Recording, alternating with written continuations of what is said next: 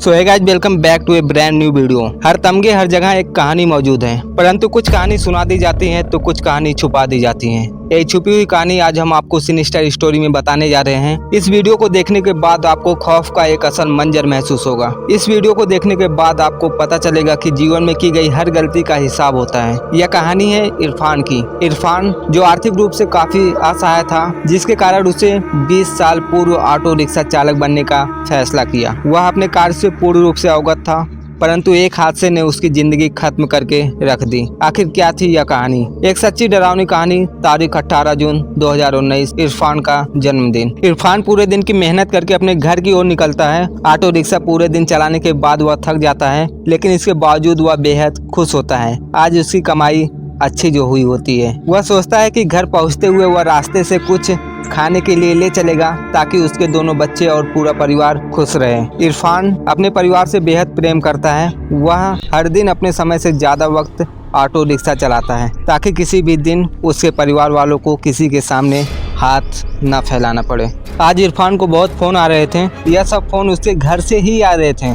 इरफान के बच्चे उसे फोन करके जल्दी आने को कहते हैं, क्योंकि वह अपने पापा के साथ उनका जन्मदिन मनाना चाहते थे। इरफान के बच्चे इरफान को लगातार 2 घंटे से फ़ोन कर रहे थे। इरफान उन्हें हर फ़ोन पर मना कर देता था, क्योंकि वो चाहता था कि थोड़ा सा धन और कमा ले, ताकि शांति से वह अपना जन्मदिन मना सके। रात के 11 बज रहे थे।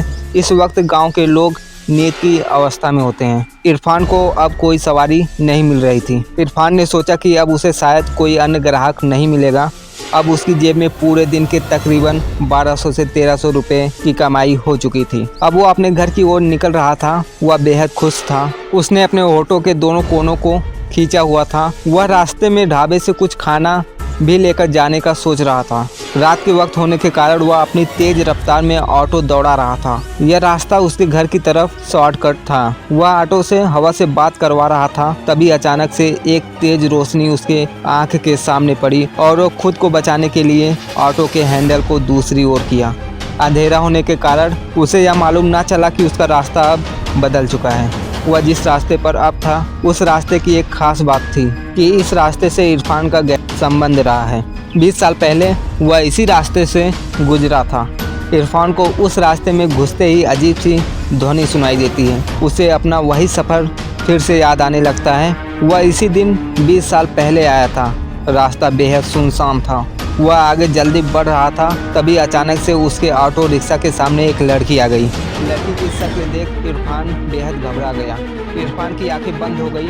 उसने आंखों को रगड़ा और फिर से आगे की ओर देखा, परंतु इस बार वह लड़की नहीं थी। उसी वक्त इरफान के कंधे पर उसी लड़की का हाथ आता है। वह सर्द हवा में भी पसीने से भीग जाता है। वह लड़की उसे बोलती है, भैया आगे की तरफ चलेंगे? इरफान डरते हुए जवाब में ना कह देता है। वह कहता है कि मुझे अपने घर की ओर जाना है। वह लड़की फिर कहती है, मैं आपको आपके घर तक पहुंचा दूंगी। इरफान डरते हुए उसे बैठा लेता है। वह अपना फ़ोन निकालकर अपने घर फ़ोन करने की कोशिश करता है, परंतु उसके फ़ोन में नेटवर्क नहीं आ रहा होता। लड़की उससे कहती है, यहाँ फ़ोन नहीं चलता। इरफान इस वक्त हद से ज़्यादा घबरा जाता है, जब उसे मालूम पड़ता है कि जो लड़की उसके ऑटो में बैठी होती है, उसकी तस्वीर उसके आगे बने शीशे पर नहीं दिखाई देती है। इरफान उस लड़की को देखने के लिए पीछे मुड़कर देखता है, तो उसका ध्यान ऑटो से भटक जाता है और उसका ऑटो एक विशाल वृक्ष में जाकर टकरा जाता है। इसमें इरफान की मौत हो जाती है। इरफान के घर का माहौल अब बेहद चिंतित रहता है। पूरी रात इरफान की कोई खबर नहीं मिली होती है। इरफान के बच्चे और इरफान की पत्नी बेहद चिंतित रहती है।